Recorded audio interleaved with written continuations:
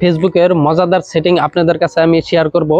আমি আজকে একটা নতুন আইডি খুলছি ফেসবুকের। আপনি 10 বছর আগে একটা ফেসবুক খুলছেন, খুলে আপনি 10 বছর ধরে চলাইতে আছেন।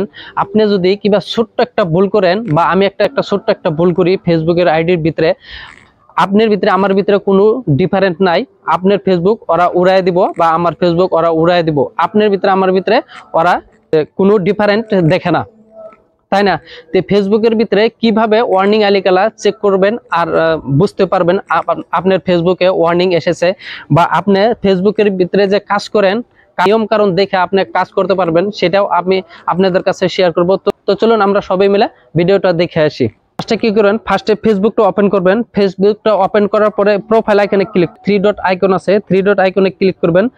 পেজ স্ট্যাটাস এখানে ক্লিক করবেন। এখানে বুঝতে পারবেন যে আপনার ফেসবুকে যদি ওয়ার্নিং আসে, তো এখানে বুঝতে পারবেন page has no issue, warning আসে নাই।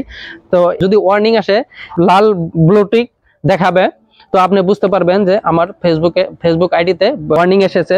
তো আপনি ফেসবুকে নিয়মকানুন দেখা আপনি কিভাবে ফেসবুক আইডিটা ওপেন করবেন। ওপেন করার পরে প্রোফাইল আইকনে ক্লিক করবেন, তারপরে সেটিং এ ক্লিক করবেন। স্ক্রল ডাউন করার পর সবচেয়ে নিচে দেখবেন কমিউনিটি স্ট্যান্ডার্ড, এখানে ক্লিক করবেন। সব বিস্তারিত দেওয়া আছে, আপনি পড়বেন।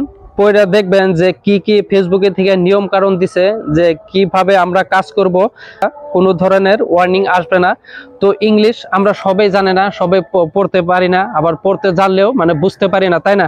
তো আপনি কি করবেন, এটা ল্যাঙ্গুয়েজটা চেঞ্জ করতে পারবেন। তো এখানে দেখেন ল্যাঙ্গুয়েজ, এখানে ক্লিক করবেন।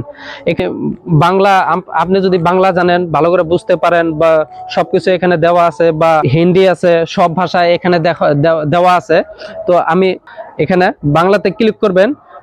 দেখেন কমিউনিটি স্ট্যান্ডার্ড, এখানে দেখেন সবকিছু বাংলা হয়ে গেছে। তো এখানে থেকে আপনারা পড়বেন, পড়া বুঝতে পারবেন যে কি কি ফেসবুকে থেকে নিয়ম কারণ দিছে।